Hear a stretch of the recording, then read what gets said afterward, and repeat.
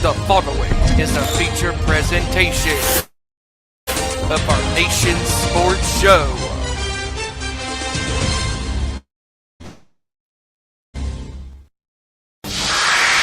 The NFL playoffs are finally here.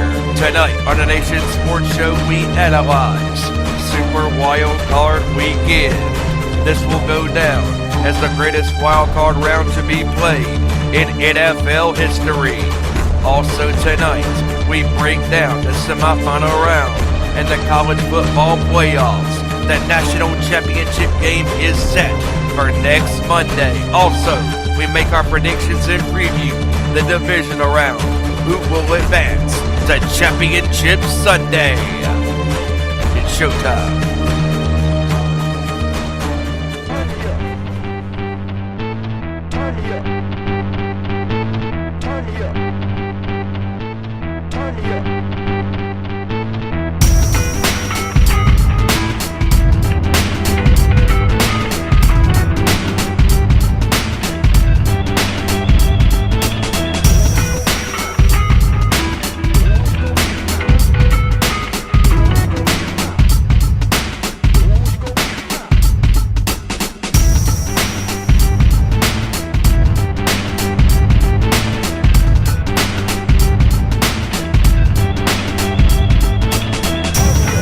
Good up to the court, talking all that is sport, breaking down the latest news, scores, and more.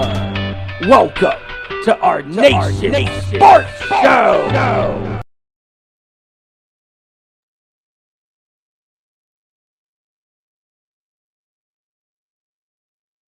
Hello, darkness, my old friend. It is our Nation Sports Show, and we are back. And it is another beautiful Tuesday.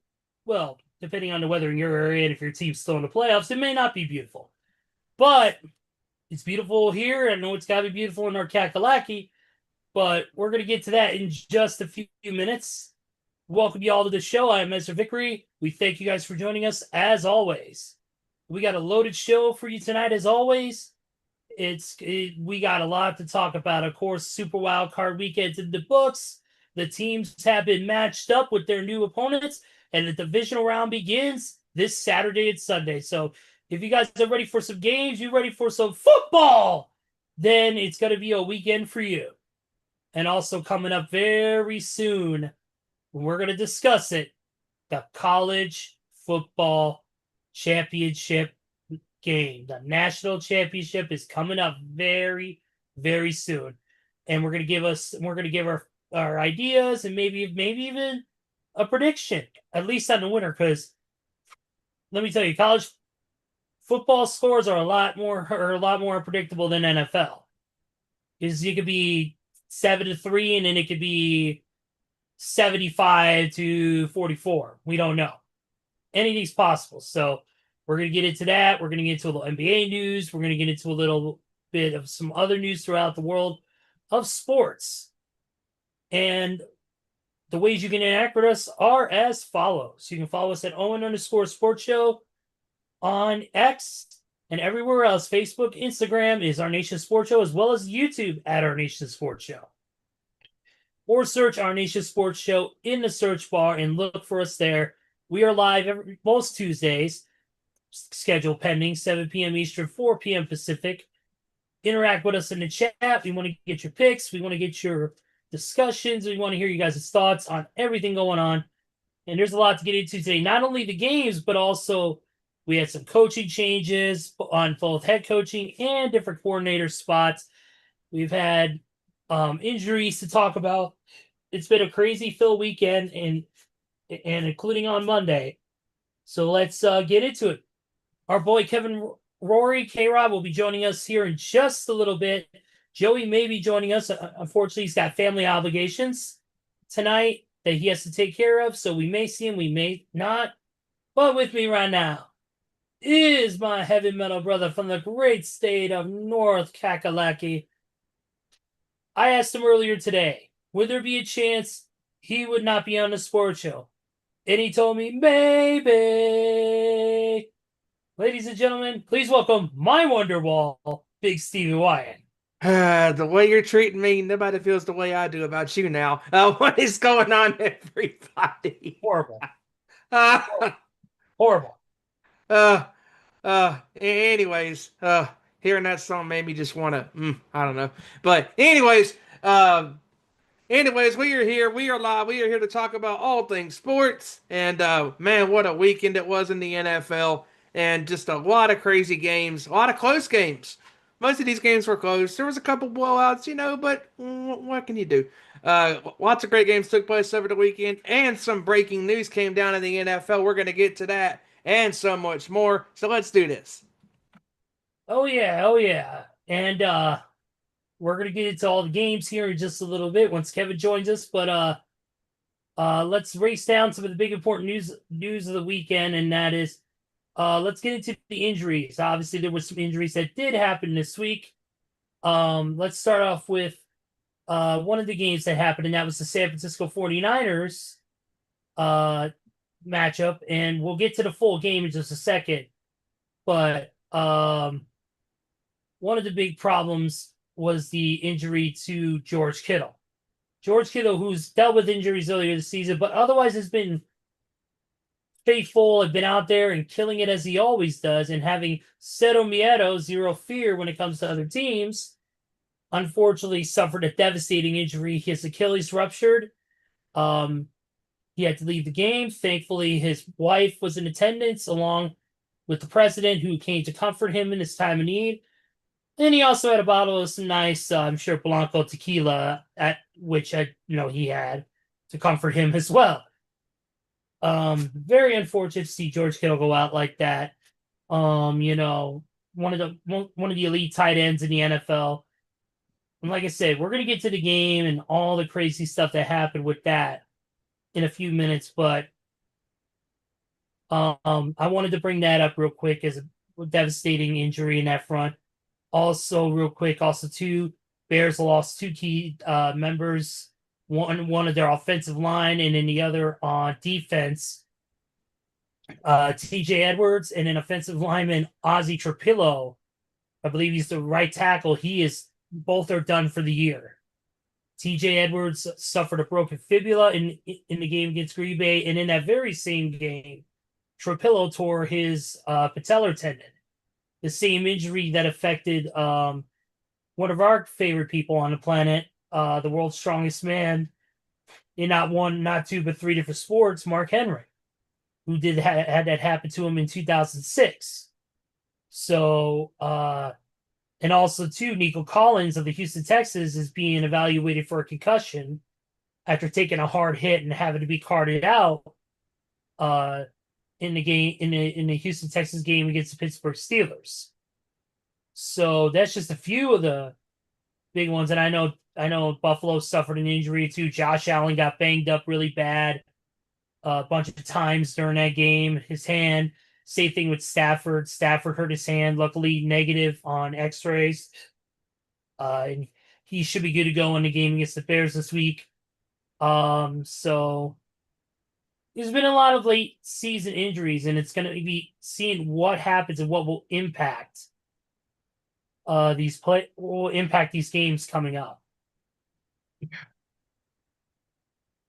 But yeah. There was a lot of injuries that went over the weekend, and talking about the Kittle injury, it just sucks because like he's been so consistent when he's on the field and healthy, for Brock Purdy and the Niners, and when he's out there on the field, he's such a deadly weapon, and unfortunately, he's just been beaten, battered, bruised, and now out for the rest of the year and heading in the next year, and hopefully he'll make a full recovery in time before the season, fully gets going. But I mean, it sucks. I mean, this Niners team has been dealt with adversity on the injury side, and so have your Chicago Bears. I mean, like it's these teams they know what it feels like to have all these injuries, and and their mentalities are next man up, and that is so true now more than ever because of where they are both in right now. They're both in the divisional round, and it's going to be very interesting to see how both teams progress in the next game. yeah, and obviously losing Nico Collins after already losing Joe Mixon early in the season. It's going to be interesting. Hopefully, Nico will be able to play. It's going to depend on how well he passes the concussion protocol procedures. So, but another one that I think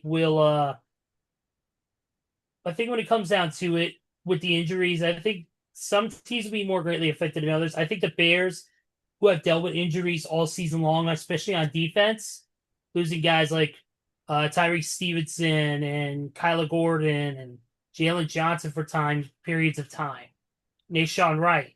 It's nothing new to them. Obviously, losing Ozzie Trapilo is big on right tackle because he's had a career season this year, and he had to tackle some of the best running backs and all that, in the best, or the best defensive players in the league, trying to guard, Micah Parsons and Rashad Gary and Myles Garrett, having to face some stiff competition. So, for a young guy like that, he's been put to the test back and forth. But yeah, I'm excited. I'm hoping the injuries won't be too much for any team out there that could step up. Speaking of stepping up, let's talk about a man who stepped down. And that is, of course, the news say that after 19 seasons, Mike Tomlin, the head coach of the Pittsburgh Steelers, has stepped down as the head coach of the Steelers. For the first time and for the third time, only since 1967, they will be looking for a new head coach. Unfreaking real. I mean, we are living in such a very interesting timeline right now with the dismissal of John Harbaugh last week from the Baltimore Ravens, and 1 week later, Mike Tomlin is out as Steelers head coach by stepping down after 19 years. And man, it is going to be very interesting to see what happens in this offseason, because not only are free agents going to be very important of signing on where these next set of players go to respective ball clubs, but the coaching landscape just continues to get so wide open, and a lot of big names on the market now. John Harbaugh and Mike Tomlin, if he decides to stay in the NFL and coach. Kevin Stefanski. I mean, just big name after big name after big name out there on the market looking for a job. And it's very fascinating to see what happens, because, I mean, you can sit there and say that, oh, this is surprising, which in that retrospect it is. But if you look at the grand scheme of things, it's not, because of looking at what Tomlin has not done in the last decade plus. He has not won a playoff game in 10 years. 0-7 in his last 7 games. He did not win at all with the Steelers coaching them. And worst of all, he is tied with Marvin Lewis for the most consecutive losses in a playoff stretch. That's bad. And just, you could tell that last night that team looked lost. And we're going to get to that game. But Mike Tomlin, he's a great coach. He's a great leader. I'll give him that. But man, sometimes this league will pass you by.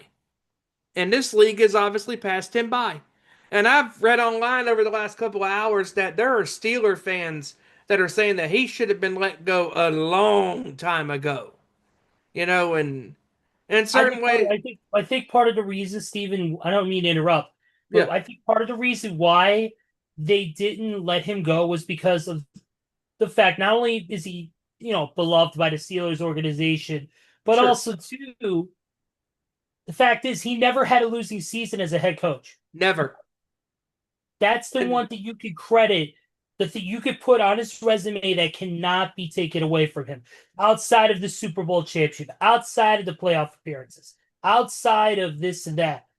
He has never had a losing season in his 19-season career as a head coach of the Pittsburgh Steelers. That's the reason why they kept him around, because they kept winning games, because they never had a losing record.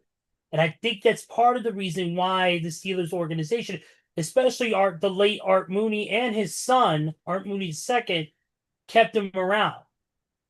And also, I think there was also some loyalty between the two as well, because the late Art Mooney, who was the original owner of the Steelers before his son took over after his passing, I think them two were very, very tight and very close. So Art II probably felt like that he owes not a debt per se, but he owes it to his father to keep Mike on as long as possible without having to make the change. And the thing is, he didn't have to make the change. Mike did it himself. This is different from being fired or in a meeting or being let go. He walked out. He walked away. He's the one who said, all right, I think I know where I stand. I know I'm not going to get brought back, possibly, so I think it's time for me to step away for a little while. And if Tomlin doesn't go back to coaching, the dude's got a TV career coming. I mean, he is going to kill it on TV if he goes to TV. He's a personality. Yes, he is. He's got personality. He's got wit. He's one of those head coaches very much who's animated and would be good for TV. You're right. You're with that on. Like, even people can say what they want about Nick Saban, like on College Game Day, but when the man throws a joke out there, you laugh your ass off.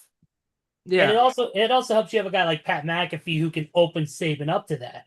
And I think the same thing could happen with Tomlin, with Ray Lewis and SVP and the whole crew. I think they can help him out and really make him an elite analyst on like Monday Night Countdown. Hell, I would love to see him on Fox NFL Sunday. Maybe when Terry Bradshaw decides to hang it up, maybe we can get Tomlin on there. Yeah, and when you look at, what Tomlin is going to bring to TV, he's going to bring that charisma, he's going to bring that character, he's going to bring that pizzazz, that energy, and he would do so well on Fox. He could be like the Terry Bradshaw. And, I mean, Tomlin, the one thing I will say is that guy believed in every single player that was on his team, no matter who it was. He stood by everybody. When Roethlisberger, was still there, and everybody wanted Roethlisberger out. Get this guy out of here. Tomlin said, "Nah, I'm keeping him. That's my quarterback. That's my guy." And everybody that has been on that team, Palamalu, or obviously T.J. Watt, Hines Ward, Yep. Randall, any of the Steelers that have, because he was still there when Randall, I believe, was still there, but obviously Hines Ward was there, and Heath Miller, and all the great Steelers, all the great Mike Wallace, just a lot of great players that have came to that organization to put on that uniform, and he believed in everybody. And Steeler fans can be mad at him, all they want, we haven't done nothing with him in years and years and years. But then when you stop and you analyze things and think about it, you're going to miss the guy because he was there for 19 years, because there's a generation of Steelers fans that have never seen, Bill Cowher or like Mike Tomlin. For the modern Steelers fans, that's their guy. They don't know nothing about football without Mike Tomlin. I do agree on that 110%. But yeah, definitely this is definitely a big change, end of an era. And we'll see what the Steelers do. We'll see who they look at the possible candidates who are out there. If they look into the college world for anybody who might be a possible candidate, I noticed, different. I noticed probably going to be different college, offensive coordinators, linebacker coaches, things like that are going to be up for offensive, defensive coordinator, or even head coaching positions. We'll see what happens from here on out. No way the Steelers should go after Arthur Smith and make him the head coach. That would be a disaster. Well, this was a joke, but what if Tomlin and Harbaugh switch places? That would be hilarious. Absolutely hilarious. Imagine Steve Bisciotti, the owner of the Baltimore Ravens, spoke to the media today, and he said it would be awesome if Mike Tomlin joined the Ravens. Hmm. So I mean, there's not talk, but there's obviously it's out there in the air right now. So, but we'll see what happens, and we'll keep you guys updated as it progresses, obviously. But other news that came out is the Ravens owner also said that he's eyeing a brand new deal for Lamar by March. So Lamar Jackson might be getting a brand new extension to his current contract. That means he'll be Richard. Oh yeah. Yep. Also, another coach firings. The Bolts, of course, Chargers have fired their offensive coach, or the offensive coordinator, I'm sorry, Greg Roman, and their offensive line coach, Mike Devlin. He should have been fired after the game was even over because their O-line is garbage. Absolute garbage. And we know also, too, how they said it was a lot of people, including Scott Van Pelt, felt that it's not easy for what's his name, Harbaugh, to get rid of him because Harbaugh and him were very close. Yeah, and I agree with that because, I mean, when you get so close to a coordinator or a coaching position, guy, it's really hard to separate yourself from that guy, and your team because you form these bonds with these coaches. But, just, again, when the moves have to be made, you have to make the most difficult decisions to better your team. And the Chargers, again, Cry, Eagles, cry. Cry, Eagles, cry. Hey, look, it's the leader of the 49 IR. It's Kevin Rory. Literally 49 IRs. What's up, dude? What's going on, everybody? All right, man. We were just doing our usual discussion. We were going over some of the injuries, news of the day, stuff like that. Like we just talked about Mike Tomlin, obviously stepping down as the Steelers head coach. I mentioned about the Ravens. I mentioned about the Chargers firing Greg Roman and their offensive line coach today. Thank God. Yeah. And then I was just getting ready to actually get into, of course, this one here, and that is that, of course, the biggest thing you might see him, if you're in Philly, you might see him flipping burgers at your local McDonald's, and that's Kevin Patullo getting canned for the Eagles. Thank you, Jesus. I don't know how this clown had a job after the final at halftime. I mean, it's been an ongoing issue for the Eagles all fucking season, and they literally have the same exact offense. And I mean, I know we're going to get to it when we get to the games, but I'm just saying, how does someone like the 49ers offense have nobody except Brock Purdy and Christian McCaffrey, and they're getting yards like a motherfucker? And then here's the Eagles, got 2 all-pro wide receivers, all-world running back, Super Bowl champion quarterback, and pretty top 5, top 10 tight end, best offensive line in football, and you're getting canned for the most negative games in the NFL, or negative games in the NFL. That is an offensive coach's problem. That is not a player problem. That is not nobody but the offensive play caller. What the fuck is he doing out there calling Madden plays? I mean, just watching the last series.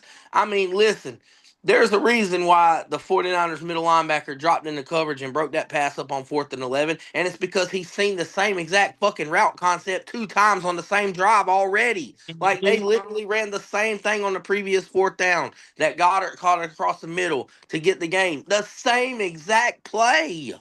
And Kev, we were talking about this too before you came on. That Eagles fan that was on TV, had to be 12, 13 years old, and they were asking him about the game, and he said, "Yeah, fire Patullo. Like, I don't want him. Get him out of here." Like, kudos to that kid. Kevin, this is hilarious. He's 13 years old. They asked him after the Eagles lost what he thought of the game. He said, "I want AJ Brown packing his bags and being gone, and I want Kevin Patullo flipping burgers at McDonald's." Hey, at least he's got some job somewhere. I mean, I wouldn't trust him managing a McDonald's.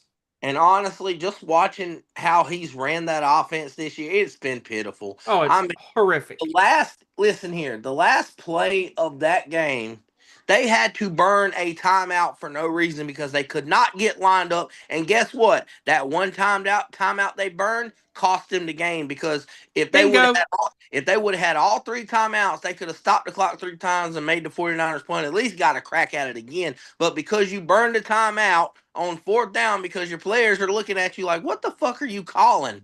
I mean, you've seen the facial reactions. You've seen A.J. Brown all year sneak dissing. Kevin Patullo talking about, I don't know, you tell me. What's the problem? Is Saquon dropped off the face of the earth? Last time I checked, he still got talent. So what's the problem? I mean, I'm still all-pro receiver. Why ain't I getting the ball? I mean, what's the problem? He's been doing that all year. Same with Jalen Hurts. Just looking at Kevin Patullo like, what the fuck are you calling? And, I mean, the Eagles, Howie Roseman needs to learn his lesson. Every time the Eagles promote from within, it always goes south. They get to the Super Bowl. Okay. Shane Steichen goes to Indianapolis. They promote within the quarterback coach, I believe. Next year, they fell in the first round of Tampa Bay. The year after that, they hire an outside coordinator in Kellen Moore. They win the Super Bowl. Now this year, they promote within again with Kevin Patullo, and now look where it's getting you. You know what? I got 2 words. If you're serious, and I know we clown him for being a head coach, Mike McDaniel. You want an offensive play caller? Mike McDaniel. Because let's not sit here and act like he didn't have Tua and Tyreek Hill playing some amazing football in 2022. And Jalen Waddle. He is not a head coach because he cannot lead. But as far as an offensive play caller from the McVay and Shanahan system, oh yeah, he'll have Jalen Hurts looking better. He'll have Saquon Barkley looking better. Like he will fix that offense. Philly, one job. Joey said it the other day to me, Kev. He said that, you can't blame the Madden curse on Saquon Barkley. It's all on Patullo. Like, bingo. Yeah, bingo. I mean, watching that, I mean, he's got Saquon looking bad, and that's a good offensive line. That's hard to do. How the hell is that offensive line so bad? How is that receiving core so bad? And they got some of the best receivers in the game. Oh, wait, it's the OC. Terrible. Absolutely terrible. Your route tree is a bunch of fucking hitches and then a go route. What the fuck kind of concept is that? Run up the middle. Deep route to AJ Brown. Incomplete. Because Jalen Hurts don't have an arm to throw it that long. Or check down. Just like they said on ESPN, Dan Orlovsky was livid, and I don't blame him. Him and Rex Ryan had me cracking. It was like, what are y'all doing? It's 3rd and 11, and you're throwing swing routes to damn Saquon Barkley getting tackled for a 2-yard loss. What the fuck? That drives me crazy. Go run a route past the sticks, you moron. Stupid Patullo. The only route they ran past the sticks, they did 2 times in one drive, and it came back to haunt them because Eric Kendricks made a play on the ball because he already seen it. Is it bad that injured Bears right tackle is actually smarter at using timeouts than the offensive coordinator? Because Ozzie Trapillo fucking hopped on one leg with a patella tendon tear off the field, so that way they didn't have to take either the 10-second runoff or burn a timeout. Mm-hmm. So he hopped his ass off the field because he knew what would happen.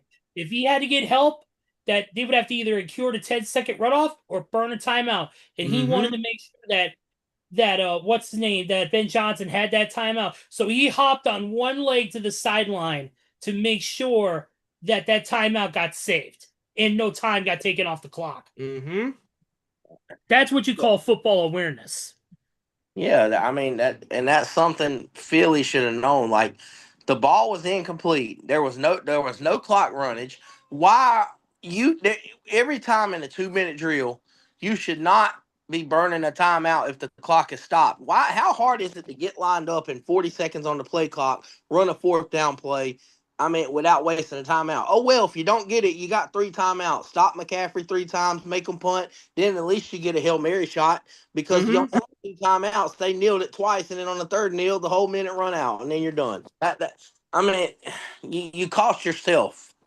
I mean, that the coaching point is do not be like Matt Eberflus. Do not leave timeouts in your pocket, but at the same time, just don't freelance and burn your timeouts over some bullshit either.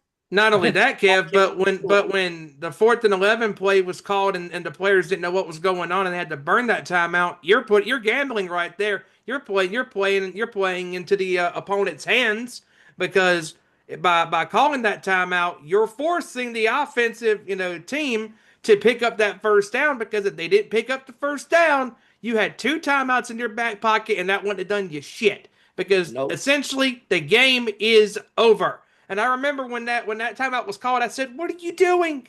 Like, what are you doing? You're playing into San Francisco's hands." And I said, "You better get this first down. If you don't, your ass is grass." And that's what happened. And you know what's even funny too is even when they called the timeout, do you not realize you're giving Robert Saleh a timeout as well to sit there a defensive play to like, okay, let me think about this for a second.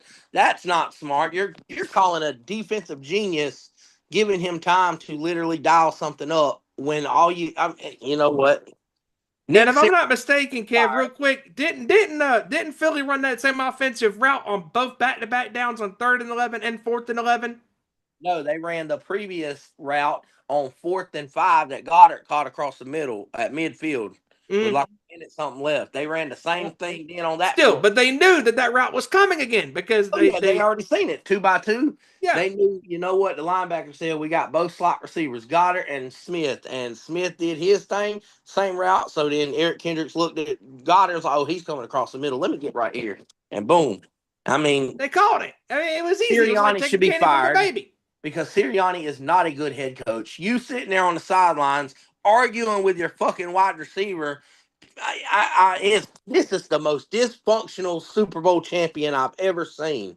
I mean, Nick Sirianni should be fired, and Howie Roseman. Do not get me wrong; he's made some hell of trades, but one move he refused to make is what cost him, and that's firing Kevin Pachulo in Week 5. You should have been fired him. But you know what? The Eagles were living in denial. They beat up on the Raiders. Ooh, they beat up on the Giants. Oh, so good for you. Yeah, and then Chicago came in and literally fucking ran their asses out of the fucking stadium. They ran their asses out the gym. The damn Cowboys came back 21-0 and beat them. A Cowboys team who never does that, by the way, comes back and runs you out the damn field. And then the Sunday with the 49ers just coming there and do what the fuck they want. Kyle Shanahan coaching circles around Nick Sirianni and Kevin Pachulo. They look lost. The only reason Philadelphia is even keeping any game close this year has been because of Vic Fangio. That defense has kept them in games where they should have got ran the fuck off the field. I mean, they are the only reason that team is not in the playoffs and that they play NFC East. High-end talent can only get you but so far. Yep. And yeah, definitely. And it's you know what? Patulo's an idiot. I'm glad he's ding-dong idiot. You're out of a job, as Bailey would say. But I want to get into real quick another big injury, and that is to the Buffalo Bills wide receiver core again. Terrell Shavers is done for the year with a torn ACL. And also, it was announced also in the game too that Gabe Davis also tore his ACL, and he is out for the year as well. Ooh. So now their wide receiver core is very, very thin. Yeah, I hear you, Buffalo. I know all about that shit. Yeah, it's not good. Yeah, but I wanted to bring this up because this is funny. I found a clip of the Rich Eisen show. I told Steven this story, Kevin. I found a clip of the Rich Eisen show from last week. And the person on the show was Ashton Kutcher. And he is a massive football and a massive Chicago Bears fan. And he was telling, about his knowledge of football and how much he loves the game. And he sounds like you, man. Like, he knows his shit. Like he's talking about crossing routes and fuzzy zones and this and that.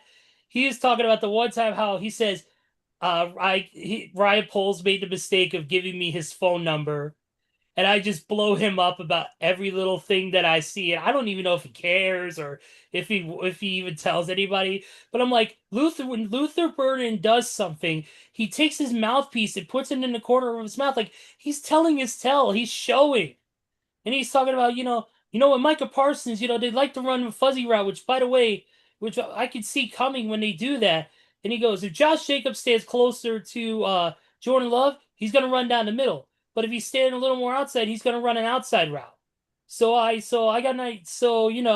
I kind of see that stuff, and then I blow up Ryan Poles about it. Oh, that's awesome. Hell yeah. Like Hey, he's like he knows his stuff. Hey, that's what you call he sees it from a player's perspective because that in the film room is what we call player tendencies. And as a defense, you're taught to watch those tendencies. Like, oh, if they're in 3-by-1, if they got 3 tight ends, they're gonna run outside zone. Oh, if they're in doubles, they're gonna probably try to go in motion. They're gonna try to use this and a bunch of this and that. And just like the Shanahan offense, same way. Like just like I've been saying. Shanahan only uses motions to get the defense to show their hand of what kind of coverage they're running, what kind of concept they're running, so he knows what to audible and check into and beat it. And I know we're going to talk about it later, but I've seen some plays I want to mention about that. Yeah, we're gonna get into that in just a few minutes. The other thing I want to get into real quick, I mean, pretty much we had the major news of the NBA cover because we got pretty much everything kind of squared away real quick. I do want to talk about the college football playoffs coming up, the national championship game. It's going to be a big one with Indiana taking on Miami in Miami's home in Hard Rock Stadium in Miami coming up. But it's also a homecoming for Fernando Mendoza, the Heisman Trophy winner, who is originally from Miami, Florida. So it's a big, big deal for both sides of the ball. I mean, I kind of want to get you guys' opinions. Who do you think walks out with this one? Man. Now, I got to be honest. The way Indiana has looked, I think they're destined to win it this year. And I like Miami, but Miami's been iffy sometimes in the season. But I think Indiana's been that powerhouse, and I just see them.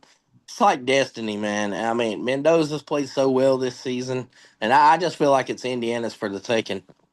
Yeah, that's what I'm thinking too. I'm thinking Indiana just because they've dominated their opponents, especially Oregon. I mean, the opening play from scrimmage, pick six, game was over. Like that was the end right there before the game even started. I mean, Mendoza made some incredible throws in that game. And, got to give Miami a lot of credit, with Ole Miss because that game was nuts and there was multiple lead changes in that game. And Miami made all the right plays, to survive. But I think Indiana, like Kev said, they're destined to win. They've never won a championship in a national championship in school history. They've been so dominant this year, all year long. They beat Ohio State to win the Big Ten championship.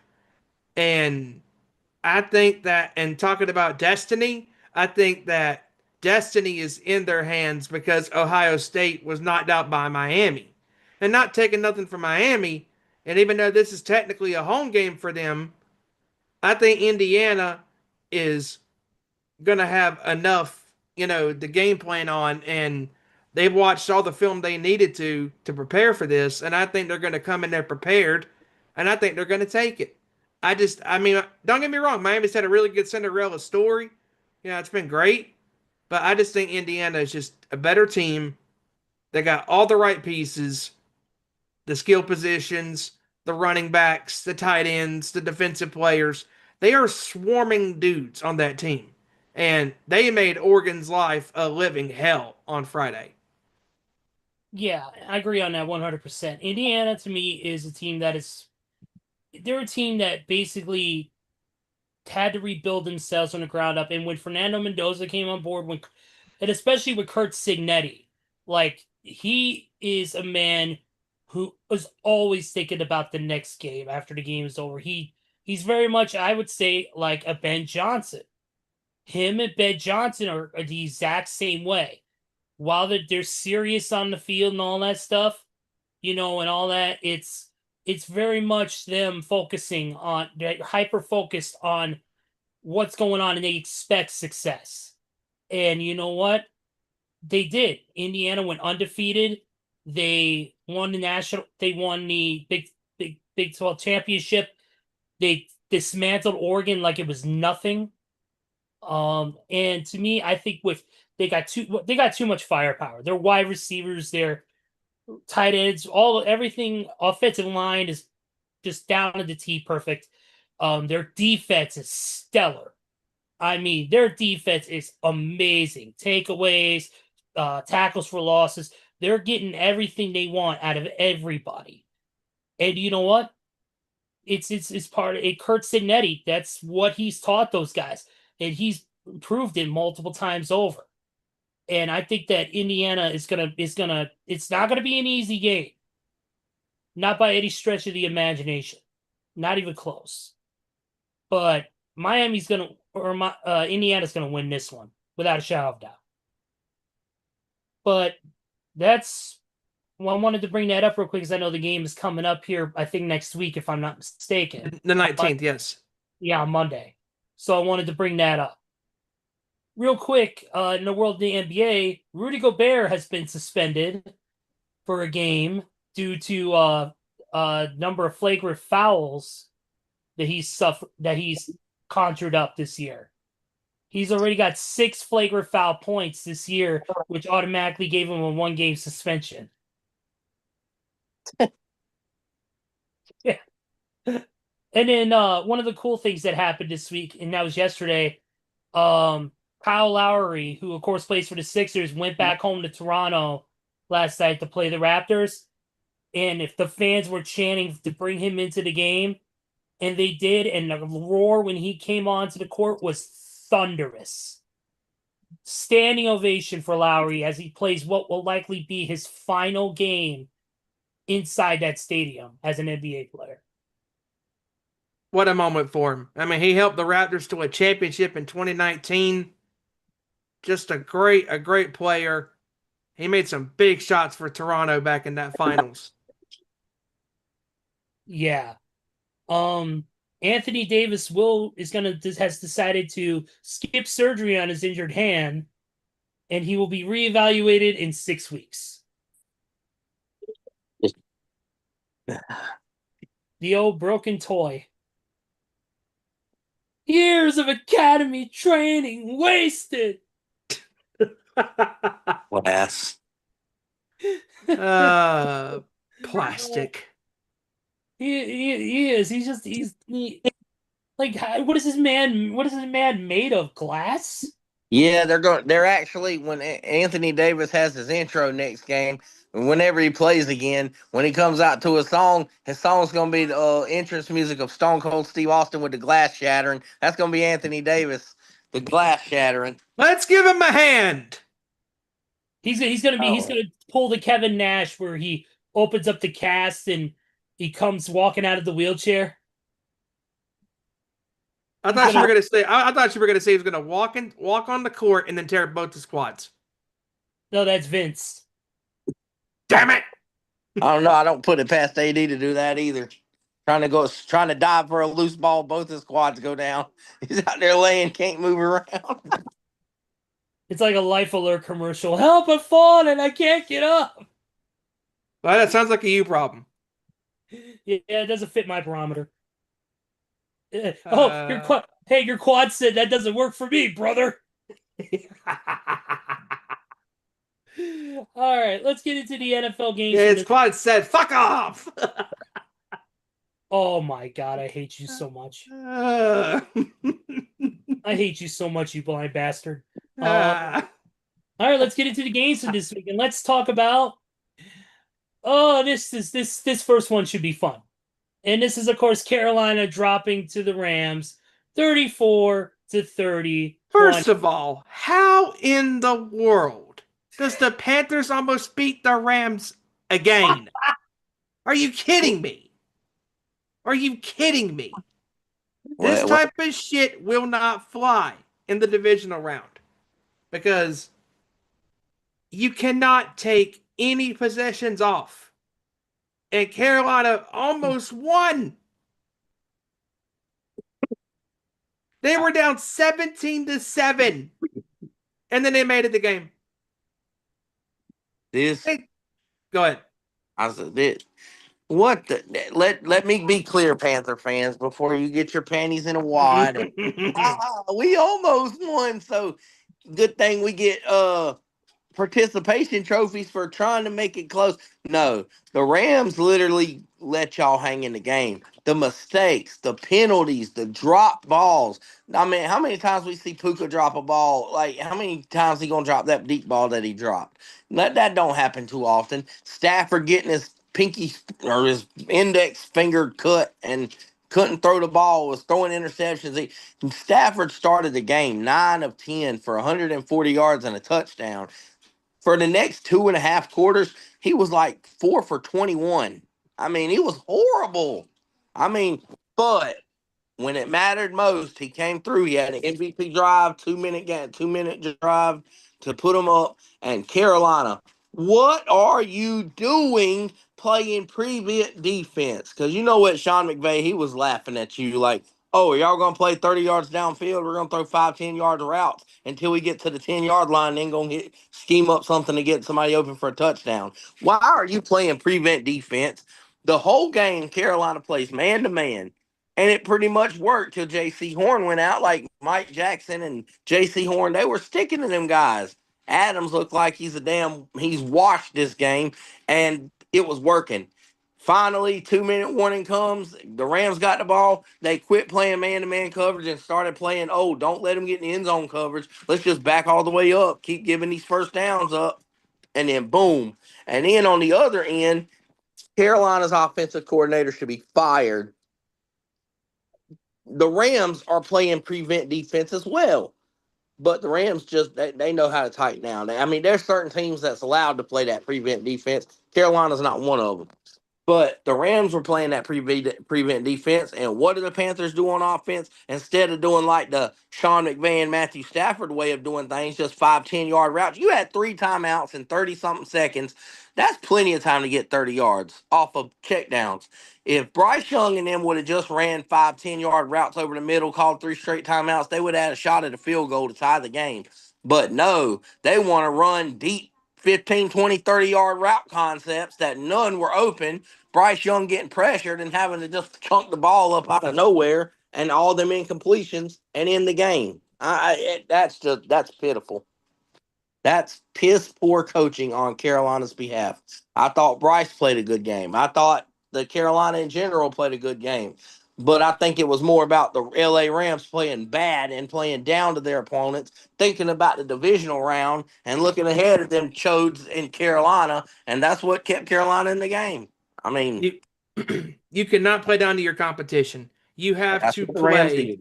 You cannot do that, because if you do that, that can get you behind the 8 ball quick, and they especially can't do it in the next round. I mean, the Rams could be in a world of trouble if they play down to their competition ever again. Because, I mean, all year long, everybody kept saying the Rams are the best team, the best team, the best team. They got the MVP at quarterback in Matthew Stafford. 46 touchdowns. He's the outright MVP. Oh, yeah, he might be the outright MVP, but that don't mean nothing come playoff time. Yep. And that defense is last year, like I was telling my buddy Adam, last year that defense was good. They got a bunch of rookies they hit on, like Jared Verse and all them guys and all the middle linebackers. And I mean, they still got a bad secondary, but their defense was great last year. What has happened to it this year? Because you let Carolina score however they wanted to on you. You let Mac Jones throw for 400 yards early in the year on you. You let Sam Darnold damn cook you up the last game for like 300. I mean, this Rams defense is very sus to be as good as they are, and they can't blame the injuries because they're fully healthy and they're giving up all these routes and all these yards. It's crazy. They were good last year. They definitely regressed. They have definitely regressed, and they can't do that against Chicago in the next round, because, I mean, Chicago's going to eat them alive if they play like they did on Saturday against Carolina. I mean, just not a great performance overall by the team. I mean, they started off hot, then they got severely cold. I mean, Stafford couldn't miss. He was 8-9, and then afterwards, he was really, really bad. And the injury to his finger didn't help either. But no excuses. I mean, he was inconsistent in that second half, and he finally got it going in the fourth quarter, and he saved the Rams' asses and bailed them out. And I mean, what can you do? But you got lucky this time, Rams. Yes, they did. And then we move on to the next game, which is, of course, Green Bay and Chicago, man. Green Bay up 21-3 at the half. Chicago goes on a 28-6 run to beat Green Bay and send them packing. Dude, I remember this game because you were texting me at the half saying, man, this is going to be a long night. 21-3. This isn't looking good. All the injuries, the offenses can't get nothing going. And then Green Bay's offense had to start sucking. And I don't know what happened to them. It's almost like, they just put the offense in park. Like, oh, you know what? We're good. We're going to win. We're fine. We're good, guys. We're good. Their offense kept stalling and 3-and-out, 3-and-out, 3-and-out. I'm like, all right, you're going to let Chicago get back in here? If they get this close, you're going to pay for it.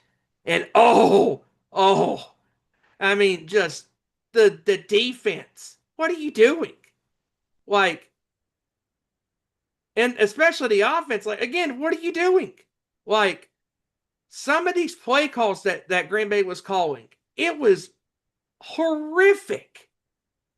I mean, Dobbs was the only one on that offense that outright scared me because he was the one that was producing. And Matthew Golden, yeah, he finally showed up. Yeah, he scored a touchdown.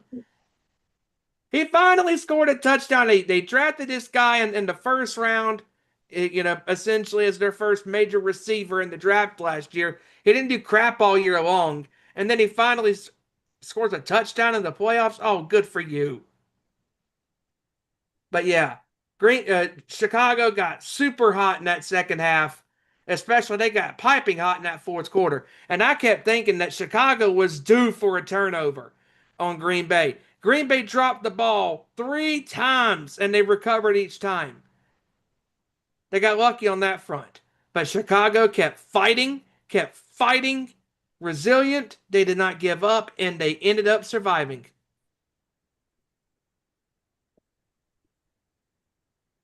I mean, seriously. I mean, how can any more of these games with Green Bay get more exciting, stressful, and fucking near putting me into cardiac arrest? And how many more heart attacks are Chicago Bears going to give their fans this year? I swear, I swear this cheese out, I'm gonna have to go get a pacemaker put in me. Yeah, no shit. I Fucking mean, insanity. But look, as much as I'm relishing in the win over Green Bay as any Bears fan would do because they're our mortal rivals. And by the way, for any Green Bay fan who's mad because Ben Johnson said fuck the Packers in the locker room, you're a fucking pussy. Go back to sticking cheese up your ass, you fucking stupid Green Bay fucks. and by the way, that was the funniest thing ever with the damn cheese grater. Oh yeah, Caleb graded the cheese. It was on the Amazon post show. Perfect. But speaking of Caleb, that 4th and 8 throw when he gets tripped up and he threw that pass to Aduzier, holy shit, what a play. Yeah, holy shit, what a play. Yeah, and look, I understand. They need to play all 4 quarters like it matters. They need to play all 4 quarters.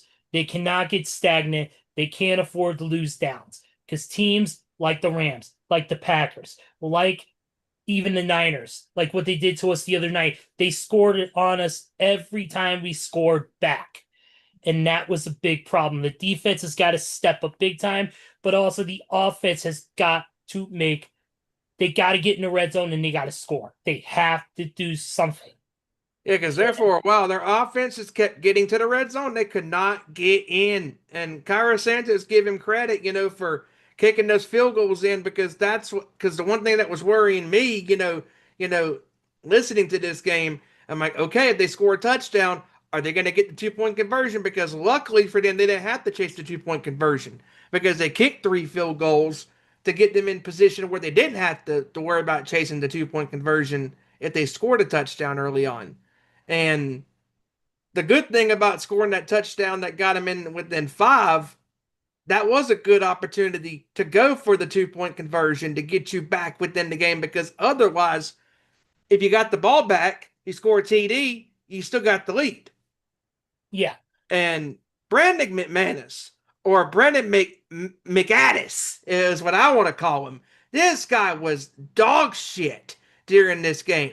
He cost Green Bay 7 points. That's 7 points. I mean, I guess it's true what they say. You can't spell McManus without anus in it, and that's what he was. He was an anus. I mean, he was horrible. He was clunking. I mean, I thought that was Jake Moody out there. I had to wipe my eyes for a second. I thought that was Cody Parkey. Oof. Oof. Hell, I thought that was Tyler Loop's field goal. Oh. Oh, no. That was the kicker for the Texans last night when he went underneath the crossbar. Oh, yeah. We'll talk about that in a few minutes. But Kevin, any thoughts on the Chicago Green Bay game you want to share before we move on? Green Bay choked in that one. They just unplugged their offense after halftime. I don't know. I mean, the resilience of the Bears was great. I love to fight. I mean, they fought hard. They didn't give up, and I mean, they pulled it out. I mean, they were a resilient team.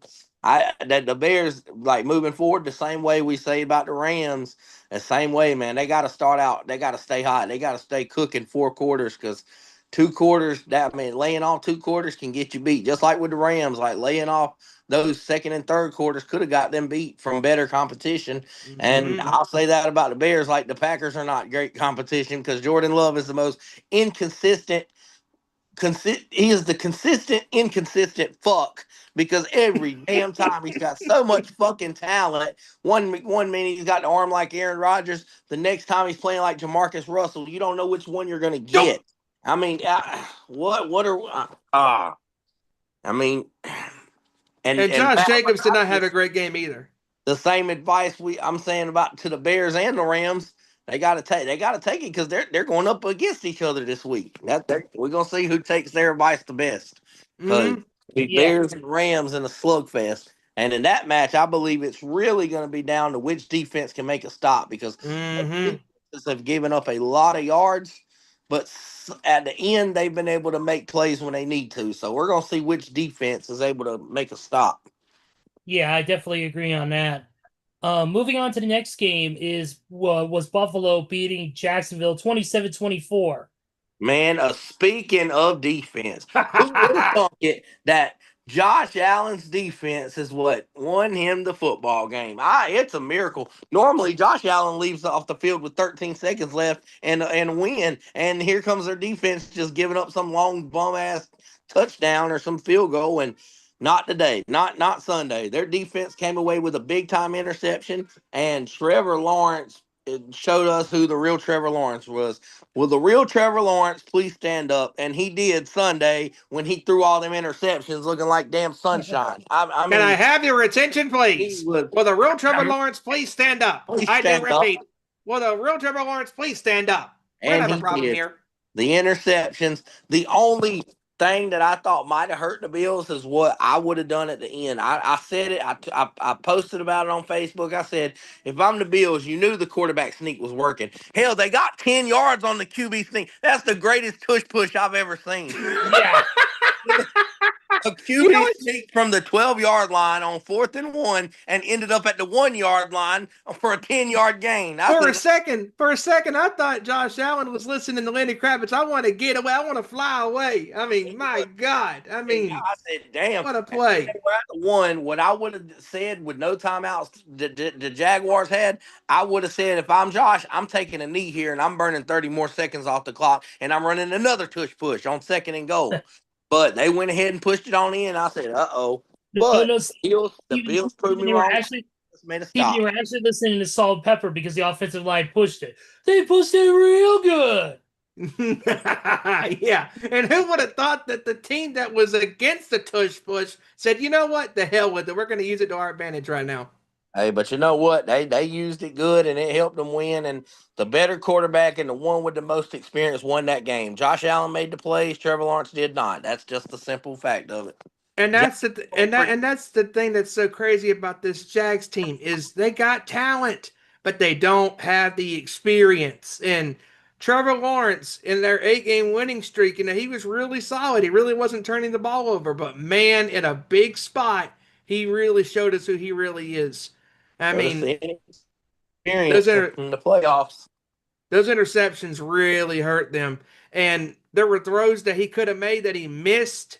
I mean, because again, when you get in those big playoff games, those opportunities that they come right in front of you, and you got to stare him in the eyes, and execute with with excellence.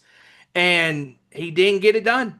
And there was a couple of deep passes he missed, a couple of slant patterns he missed. I mean, just man. I mean, and just what a great defensive scheme by Buffalo. And Josh Allen, persevered. Injuries happened to his receivers, and he still got it done because the experience came through for Josh Allen. Yep. Yep. And then the next game is San Fran beating Philly 23-19. What a game by Brock Purdy. By the way, we have a 23-19 if you're a Monsters Inc. fan. Hey, and you know what?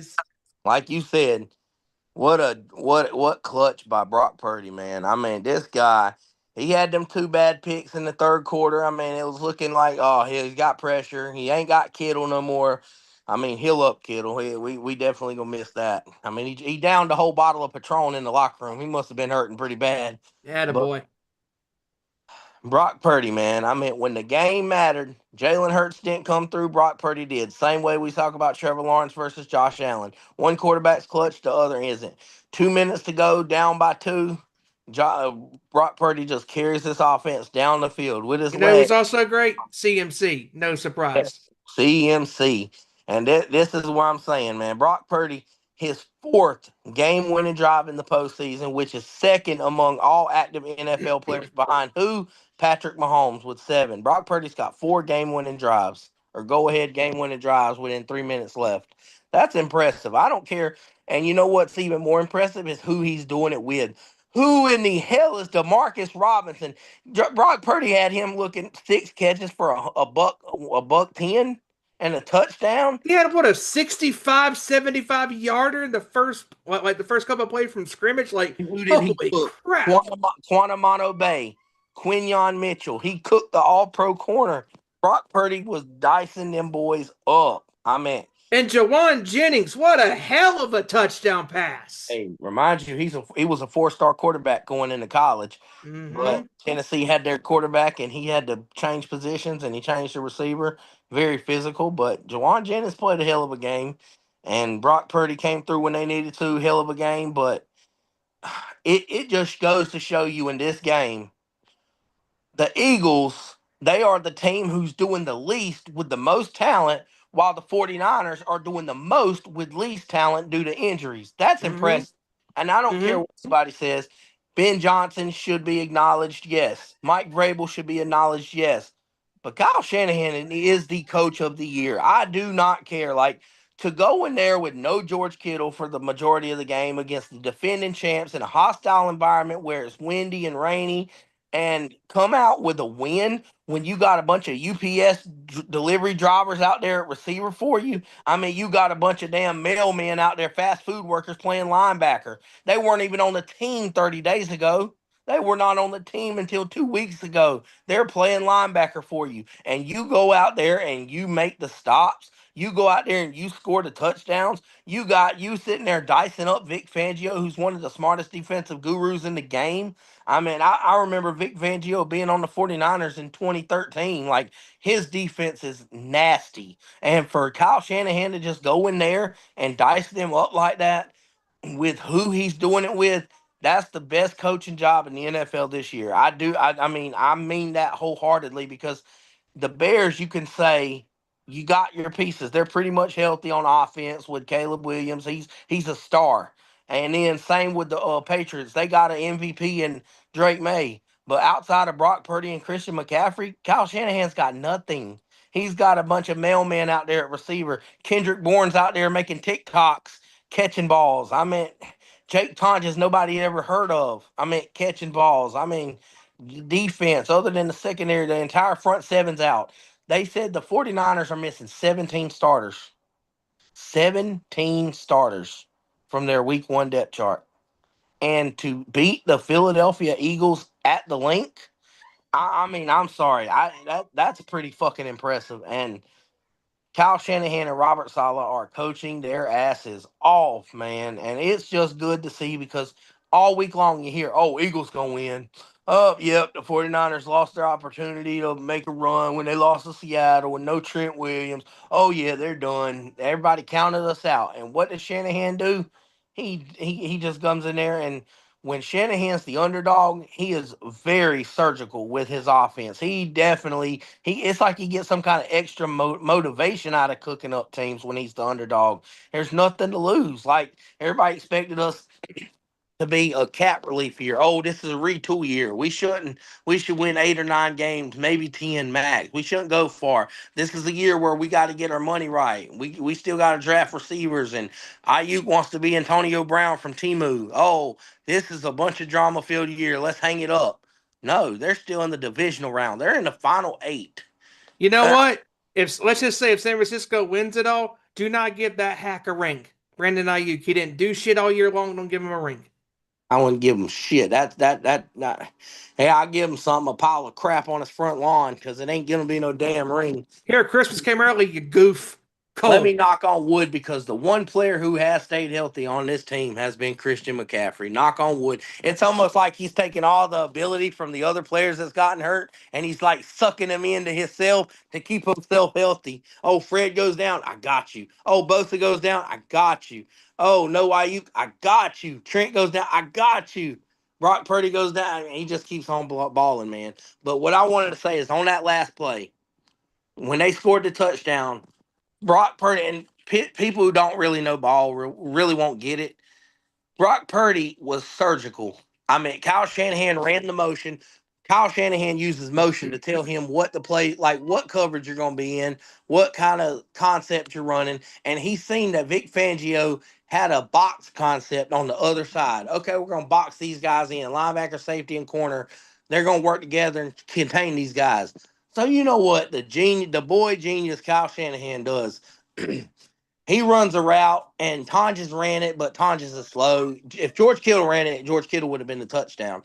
But he took Christian McCaffrey, ran him weak side, faked the flat route, and came back with a Texas route, and that was Brock Purdy's 5th read. Brock Purdy went through 1 read, 2 read, 3 read, 4 read, and then boom, he got McCaffrey, stepped up in the pocket. That's great clutch quarterback play. And now you got these haters who are finally giving Brock Purdy the credit he deserves because of how he's winning. Remember 2 years ago, what did they say, Steven? Oh, he can't do it without the Avengers. All he's doing is handing the ball off to Debo and Ayuk and Kittle and McCaffrey. Who'd he do it with this game? Nobody. He played the number 2 defense in the NFL, and he was a gamer. He was battling. He went to war with them, with his legs, with his arm. I mean, threw a pick, came back and threw a touchdown. Like, he was battling.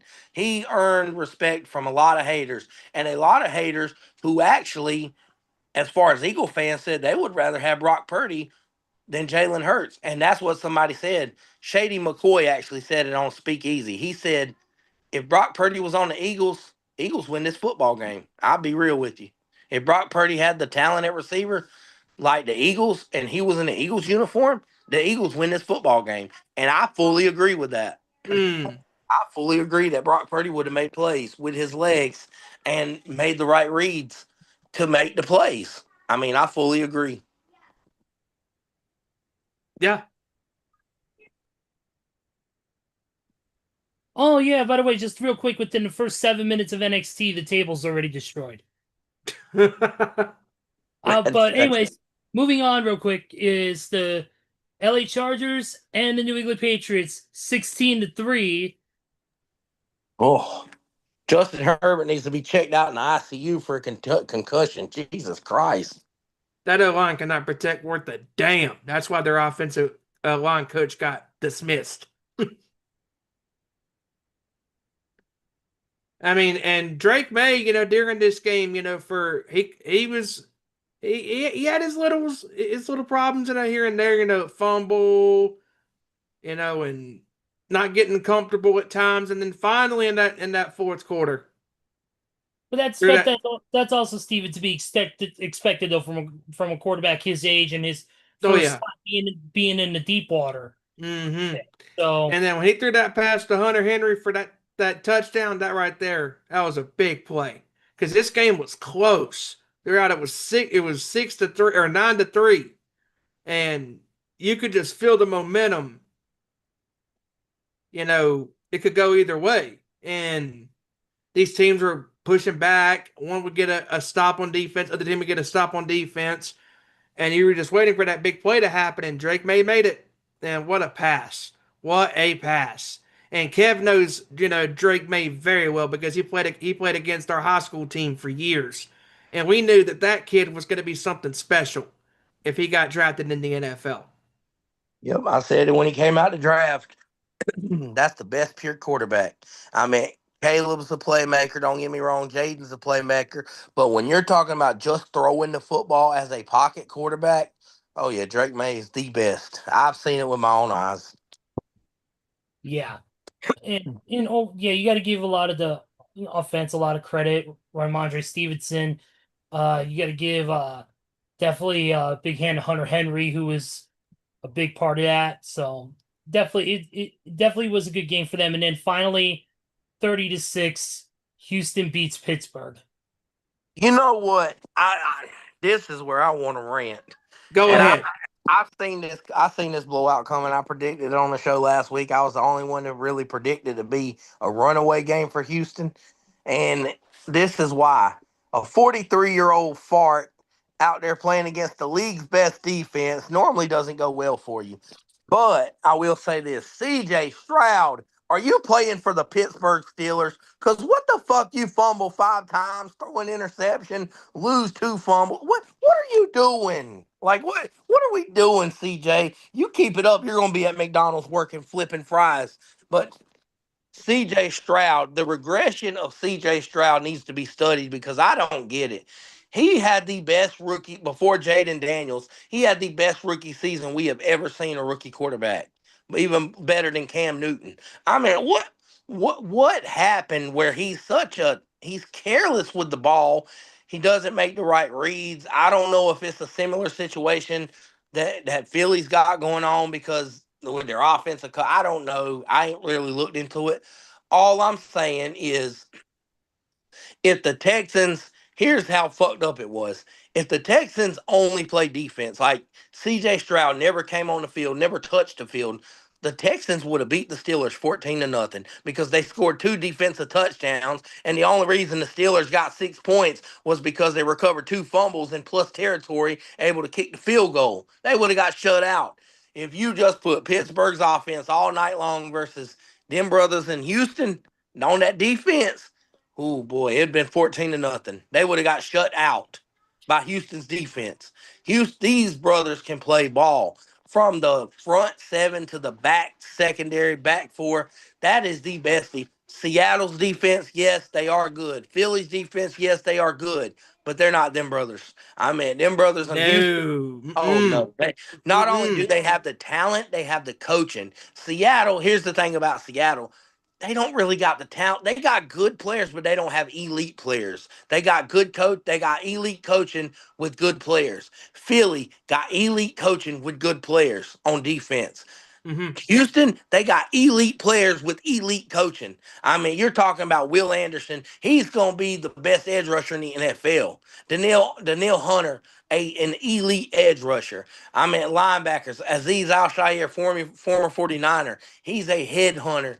The secondary, oh my God, you got two All-Pros out there. You got Derek Stingley, who is arguably the second best corner in the league behind Patrick Surtain, along with Kamari Lassiter, who this brother likes to hit. He plays corner like a linebacker. He's going to light your ass up. And then Jalen Petrie moves all around the field, making plays at safety, slot corner, in the box, rushing, blitzing, gets in there and gets a sack. I mean, these brothers on Houston, I do not want to see them. If I'm any team, good luck. I don't want to see that defense. Not us again. Nope. No, thank you. Yeah. And just the way this game was flowing, like you were waiting for that big play by that Houston defense, and it came real quick. I mean, there for a while, Pittsburgh was trying to drive, and Houston was just shutting the door on them. And then it's 10-6. And what was it like? Third down, third down. Yep. And when Rodgers dropped back and he got hit, that ball went out. Everybody stopped and just look at the ball, and Houston scored just like that. Game over. They smell blood in the water. And then what puts even more harm on it was Aaron Rodgers. It took 4 quarters, but he finally threw a touchdown pass to the other team because Houston got a pick 6. Right. And it was the first time that Rodgers threw a pick 6 in the playoffs.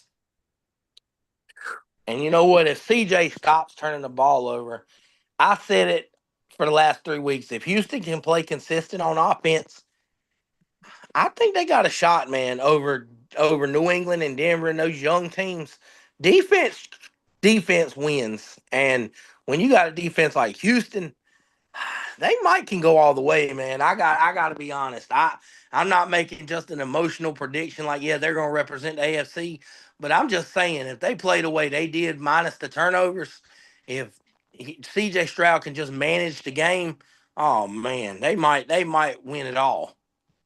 Yeah.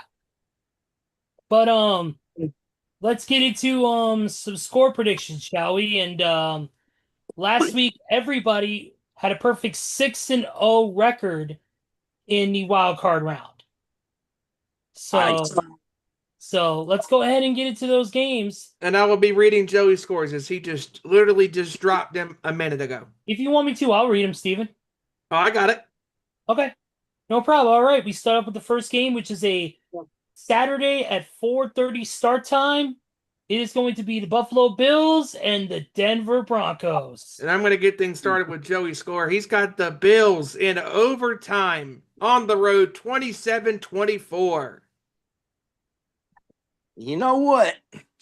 I'm following suit with that because I think sometimes Denver winning by all these one-score games, again, Josh Allen is Josh Allen.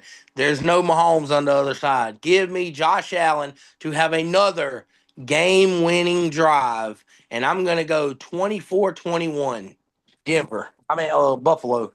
Yeah, I'm going to follow suit as well. Give me Buffalo on the road on a game-winning touchdown drive by Josh Allen to silence the field at Mile High. Game-winning touchdown drive. Final score, 28-24 Buffalo. 30-24 Buffalo. So that's what I have. All right, next one is the San Francisco 49ers, or it's actually Santa Clara 49ers. Let's get it right for hijacker's sake. Taking on the Seattle Seahawks. Hey, this is a heavyweight 10-round match. I mean, this is no love lost in this. You got Seattle on Instagram trolling the 49ers, talking about we want this shit. You got their outside linebacker commenting on Fred Warner's post talking about the road ends here, motherfucker. Saturday, y'all shit ends. And there's a lot of talking. But you know what? It's a division game. What do I always say about division games? Wonky stuff happens. On paper, yes, Seattle might have the better team because of the injuries. But do you think I trust Sam fucking Darnold with the game? Hell no. Give me Brock Purdy with the game on the line again. Another game-winning drive. Give me the 49ers 23-20 on a game-winning field goal from Brock Purdy and company. Give me San Francisco outright on the road, enemy territory, all the shit talking Seattle's doing. Because, Kev, you know as well as I do, we have seen this in the world of sports. When a team shit talks the other opponent, sometimes it comes to bite them in the ass. Yeah, and there's one big factor in that too of somebody that's playing, and that's big. That's the big fella. Trent Williams is back. Trent Williams was not there for the last matchup against Seattle. He got Brock Purdy killed, but Trent Williams is back. You know what? With that being said, give me San Francisco to pull away in the end, 34-20. Hey, Here's what I think. I don't trust Sam Darnold either, but I think it's going to be a little bit closer than I think people give it credit for. But San Fran's still going to win it, and the reason why, example, Brock Purdy and Christian McCaffrey. And I predict that Christian will get the game-winning touchdown with less than 2 minutes to go. And even with this rebuild defense, they're gonna hold up and stop Sam Darnold. So give me San Fran in this one, and a close one, 27-23. And Joey has San Francisco as well, 26-20. and there's better news coming out of that game. If the 49ers can somehow survive Seattle, what a momentum boost they will have, because Fred Warner will be lacing them up next Sunday in the championship game if they can get past Seattle. Kyle Shanahan said today that's the target. He's working out this week. He's limited in practice, and the idea is for them to get past Seattle and Fred Warner to suit up for Championship Sunday. That's huge. Mm-hmm. This. And then we got on Sunday at a 3 p.m. start time, it will be Houston taking on the Patriots. You know what? Hey, I love my boy Drake May. I'm going upset. I'm going Houston with the upset. 20-17. I don't think there's a quarterback in this league that has an answer for the Houston Texans defense. I'm just banking on CJ Stroud not fumbling the fucking ball like a McDonald's fast food worker. I'm banking on it, but it's gonna be close. I think the Patriots got a defense too now. Don't get it twisted. But funny enough, Joey has the same score as you, but he's got the Patriots. Yeah, I'm going Houston, 20-17. You know what? I'm rolling with Kev. I'm going upset. I'm going freaking the Texans, man. 24-21. Give me the Patriots to barely squeak out a victory against this great Houston defense. I think they're going to do just enough to barely get by. Give me New England to scrape a hard-fought victory out against this stingy Texans defense, 23-20. I think, you know what? This might be the game of the week. And then finally, the Rams head to Soldier Field to take on the Bears. Hey, like I said, it's going to depend on which defense can make that last stop. I really feel like that. Man, I want to say the Bears are a team of destiny. Like they've come up from nothing from last year to this year. I'm gonna stick with my original prediction though. I said it before it started. We're gonna get an NFC West NFC championship game, and I'm gonna stick with it. I think I'm gonna pick the Rams, but I think there's gonna be 3 or 4 lead changes in the last 6 to 7 minutes of this game. I mean, I go back to back. I think when it's all said and done, the experience of MVP Stafford and the guru of Sean McVay is just gonna teach the younger guru Ben Johnson just one more play more. Give me the Rams in a thriller, 31-30. Mm. I, Yep. it's tough to predict. It really is. I Yeah. can see it going either way. You're right. And this is completely unbiased, and I mean that with all sincerity. It is going to come down to the last defensive play because Rams, they do have a defense, but just like the Bears defense, it's been inconsistent the past couple of weeks. They show up when they want to show up. Exactly. But who leads the league in takeaways? Who leads the league in who's got the leader in interceptions for the regular? That's a great point. That's a great point. By the way, and also to add on to piggyback off that, who leads the league in interceptable balls? Matthew Stafford.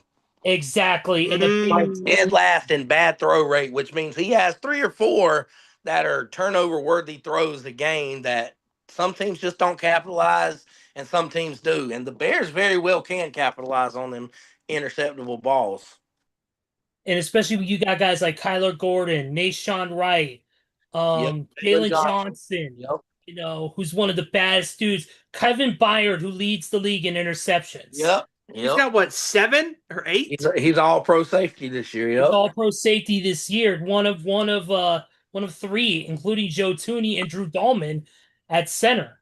And to me, I think it's going to come down to a last second field goal. And you know what? The man I expect to do it, Cairo Santos. Give me the Bears in this one. 28-20. Actually, no. Give me the Bears in this one. 33-31. I can see it. Okay, I like that. And Joey is following suit with your Bears. In overtime, he's got 30-27. And he's got a side note. Rams are going to kick a field goal to go up 3. And then Caleb Williams throws a game-winning touchdown pass. 30-27. Man, this game is so hard to call. Oh, my God. By the way, quick spotlight. Want to throw a special spotlight. Colston Loveland, the rookie. 8 receptions, 130, and I think it was 35 yards last week. You are correct. Absolute beast. What a game. What a game. Tight end. Added already with Cole Kmet, who is absolutely a monster himself. And there's one thing that I'm really concerned with if I'm a Rams fan. Their defense against that running attack. Yep. The 2-piece running attack of DeAndre Swift and Kyle Monangai. You got Swift, who's great at finding holes and setting up first downs, but then you got Monangai, who could just run people over for only being 6 feet but 220 pounds. He's a fucking muscle monster. He's like a muscle hamster, as they used to call a certain player back in the day. And he could run through targets. And, that 2-pronged attack can wear any defense down. And so it's going to be a close game. But anyways, I think I finally have my pick because, again, this is hard. All right, Steven. The Rams have been so up and down all year long in the second half of this season. They had a golden opportunity to host in the playoffs, but they blew that. They went on a losing streak. Stafford was inconsistent. And I think Chicago is going to capitalize on this game, and I think they're going to pull it out. But I think what's going to happen, you're going to have Chicago is going to win, not on a game-winning touchdown drive, but on a game-sealing interception in the end zone. Give me Chicago to survive in a close one, and not just a close one, but the best playoff game all year long. Give me Chicago, and Kevin said the magical word, a team of destiny. Give me Chicago and their defense to make a huge play in the end zone to give them the game 34-30. And I want to add a side note, though. I kind of low-key want the Rams to win. The reason why, no offense, Ezra, I would much rather play the NFC Championship game in Levi South, or we get a home game playing in the Rams' house rather than travel to Soldier Field. I don't want to have no parts of going back on the East Coast. I'd much rather play in LA where it's a home game for us. This is true because the Rams' home field advantage at these playoff games is not great. They always get pumped out by they pump in crowd noise because the 49er fans are so loud. What are they, the Atlanta Falcons of old? Look at how loud Soldier Field was on Sunday against Green Bay. Yeah, I don't want no parts of that. I'd rather just play in LA and have a home game, essentially, in Levi South. I'd much rather play McVay and him. So, yeah, I kind of want them to win. I don't want to go to Soldier Field. Because y'all gave us a hard enough game in Levi's. And don't feel bad. I kind of wanted the Eagles to win because I wanted to kick the Eagles' ass, but because yeah, I don't want to run into that buzzsaw of Brock Purdy and Christian McCaffrey again because that fucked us up last time. Yeah, we're America's team now because we got them cry Eagles, knocked them just like we did. Hey, that's what I find funny though, guys. 2021, everybody wanted us to knock out the Dallas Cowboys, and we did. And then we upset and went to the NFC Championship games. Upset the 1 seed, being 7-point underdogs against Aaron Rodgers. Then went to the championship game against the Rams. And I see this season very similar. Like, they upsetting a team nobody likes, the Philadelphia Eagles. Like, everybody wanted us to put their asses out. Even Cowboy fans were our fans wanting us to put them out. Then we do that's that. That's when you know that you're tired of team shit because Yeah.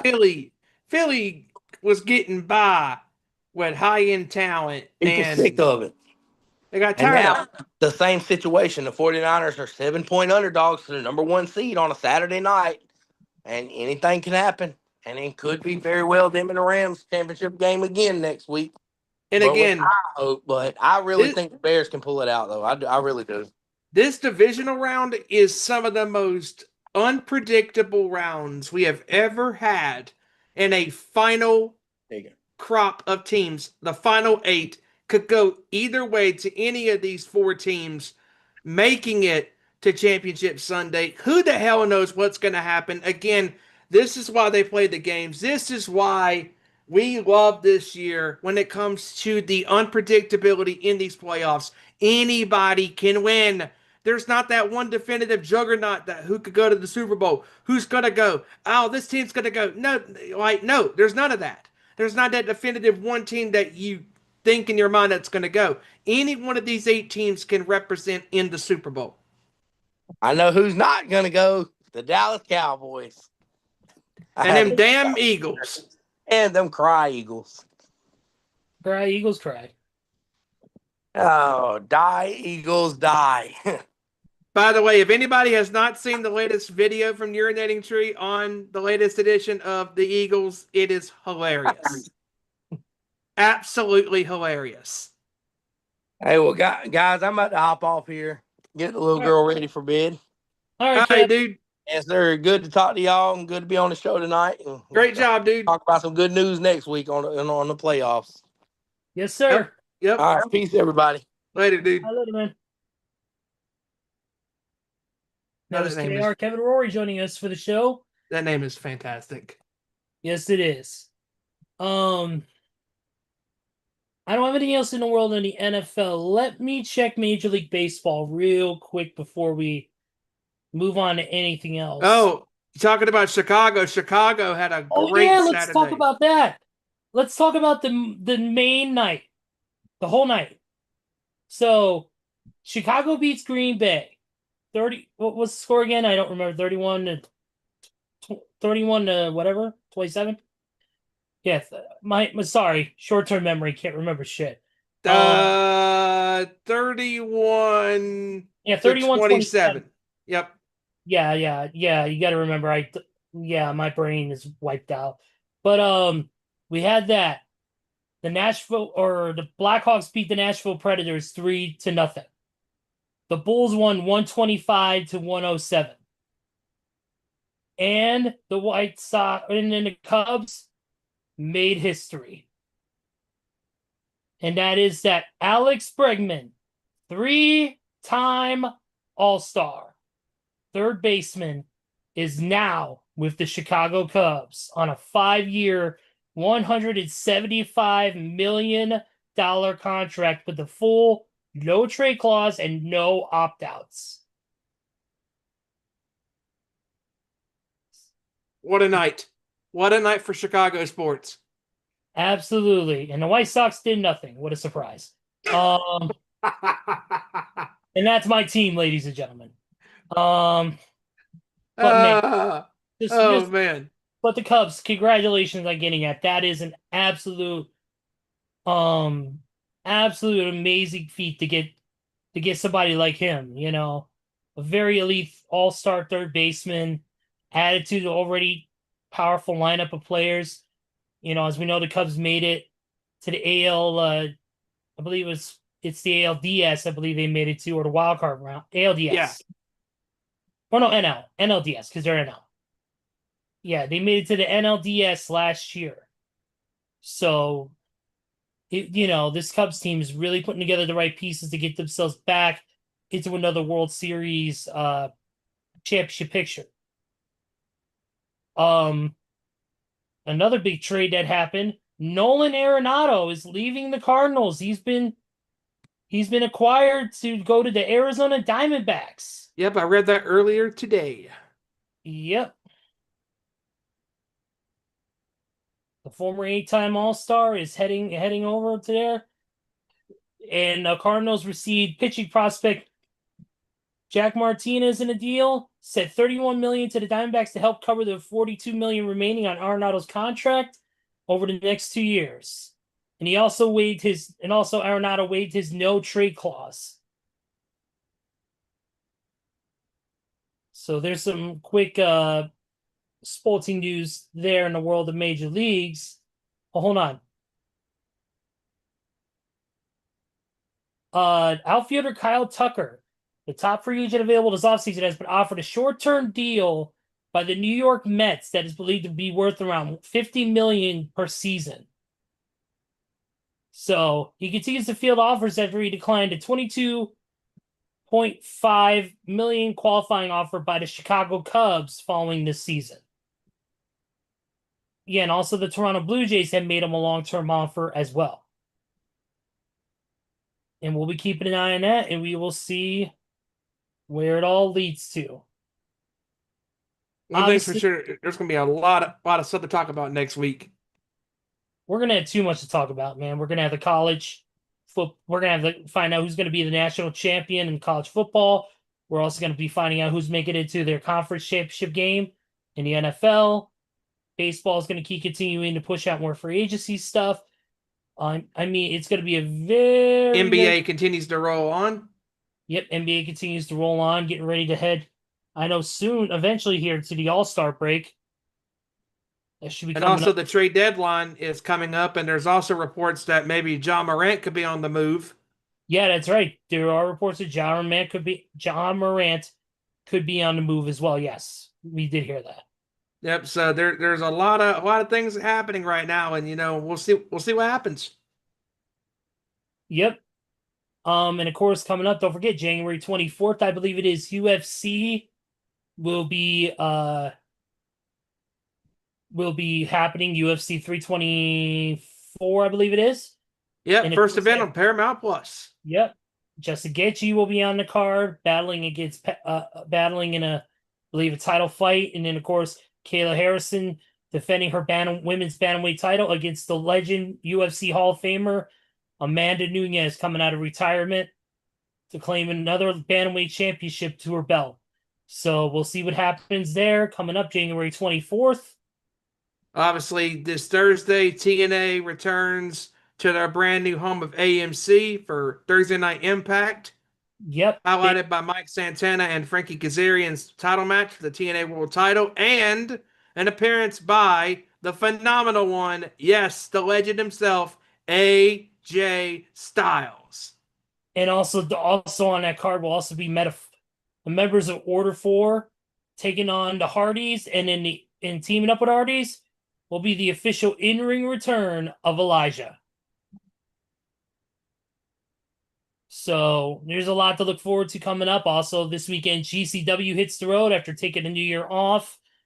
They're going to be back up GCW will be back up and running, doing their thing. Obviously TNA has Genesis as well.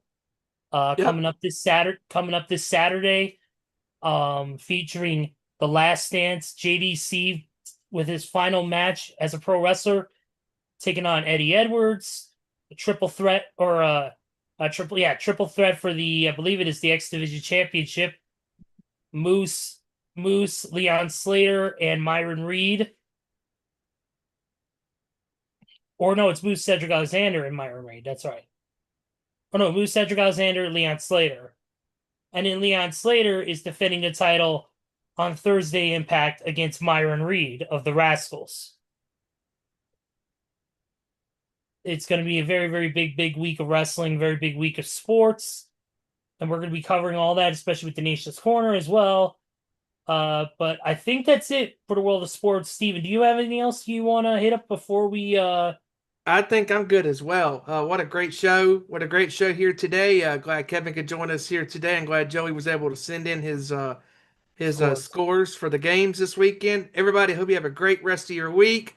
Enjoy the wrestling, enjoy the sports, and hopefully these playoff games this week will deliver like the wild card round did. And it's just amazing how good this round was, because the most lead changes in a single round, in multiple games, across multiple games already, history being made. Yep. And last week, only and also last week. Yeah. Okay, and then last week also only two teams were able to win at home last week, and that was the Patriots and the Bears. Every other team that was playing at home was eliminated from the playoffs. So it's going to be interesting to see how this weekend heads up. And Steven, I don't have anything else. So why don't you close it out like you always do, my friend?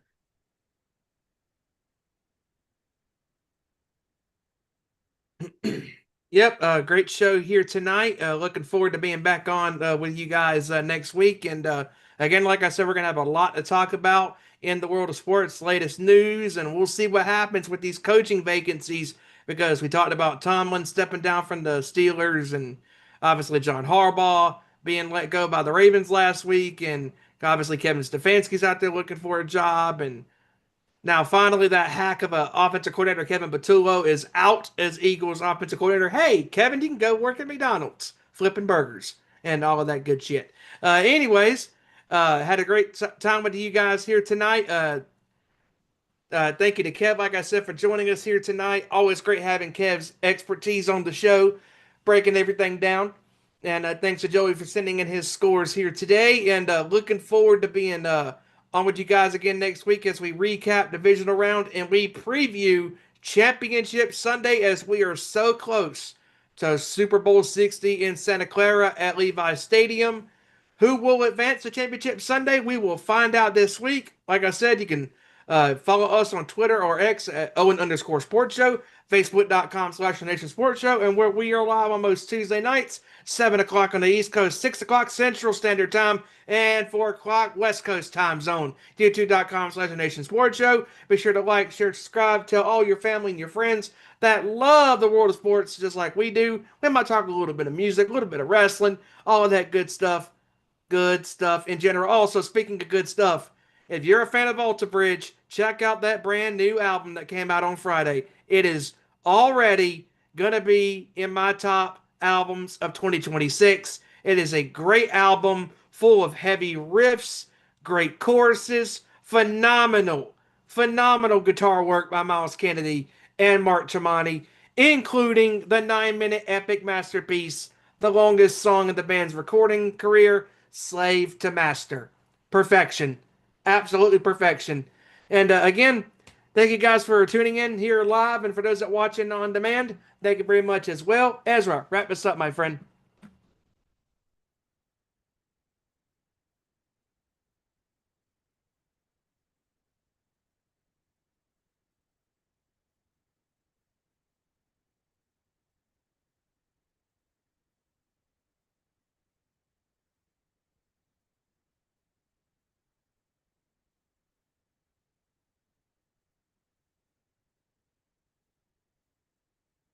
Oh, I guess he is not here right now. So that's okay. We're still off. Oh no, wait, I'm here. I'm sorry. Oh, you're I was good. talking. I was talking and didn't realize I hit the mute button. Go ahead. No, I'm good. I'm good. I'm look, Steven, I'm never here. Okay, let's just go with that. But thank you guys for joining us. I appreciate it. Like, subscribe, share all your good to all your friends, family. Like Steven said, we got a busy packed show next week. We're gonna be covering, like I said, the NCAA championship game between Indiana and Oregon. We're gonna be covering the divisional round, which will lead into the conference round predictions. And then we're gonna also be covering, of course, everything else in the world of sports, MMA, you have NBA, NHL, everything in between. So, that being said, for Kevin Rory, for Joey Thornton, for Hijacker Mike, for Stephen Wyand, and everybody in the Sports Foundation, I am Ezra Vickery, and we will see you next week for another great edition of our nation's sports show. Take care, everybody. Have a great week, and we will see you all next time. Same YouTube channel. Turn me up. Turn me up. Turn me up. Turn me up.